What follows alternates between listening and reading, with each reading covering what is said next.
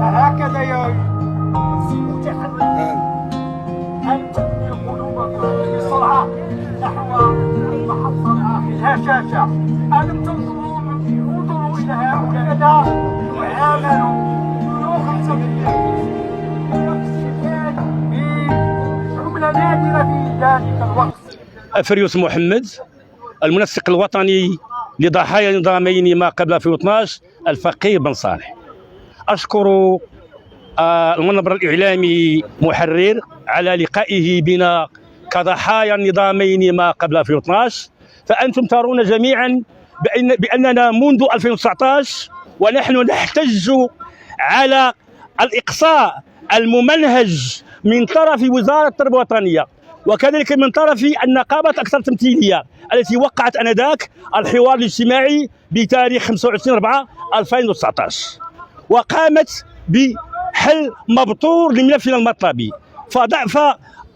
فقامت بترقية ما بعد أي من 1/1/2012 إلى 31/12/2015 وقامت كذلك بإقصائنا نحن من 2003 إلى 2011 رغم أننا كلنا فئة واحدة وكلنا توظفنا بالصف السابع والثامن، ومع ذلك وقع ما وقع. وهذا الوقع لا يعلمه إلا الوزارة التربية الوطنية وكذلك الشركاء الاجتماعيين الذي وقعوا محضر الاتفاق بتاريخ 25/4/2019. فهذا عار ثم عار على وزارة التربية الوطنية أن تقوم بتصنيف فئة واحدة فقامت بقسمها إلى قسمين.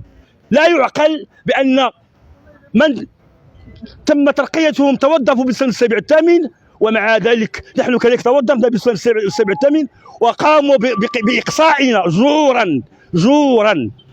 فما دمنا نعيش في دولة الحق والقانون ولنا دستور واحد وشعار واحد ألا وهو الله الوطن الملك وملك واحد، فلماذا قاموا بهذا التقسيم وهذا الاختلاف وهذه العنصرية؟ نفسية الموساد منحطة، وخاصة هؤلاء الشيوخ التي تراهم الآن أمام الساحة فلهم أمراض مزمنة ومعاشهم هزيل، وما زال من يكتري بيوتا للكراء رغم أنه قد عمل 40 سنة وما زال يكتري بيوت. وهناك من ما زال يصرف على أولاده نظرا لعدم عملهم لبطالتهم، وهكذا هو شيخ التربية. إذن أصبح بين المطرقة والسندان لأن معاشه هزيل، وهناك من لهم قروض وهناك من لهم أمراض مزمنة يصرف من معاشه أكثر من نصفه على مرضه. لم نراه منذ الآن، فهو نراه فقط في البرلمان ولكن لم يتحاور مع أي أحد من التنسيقيات ولا من الضحايا.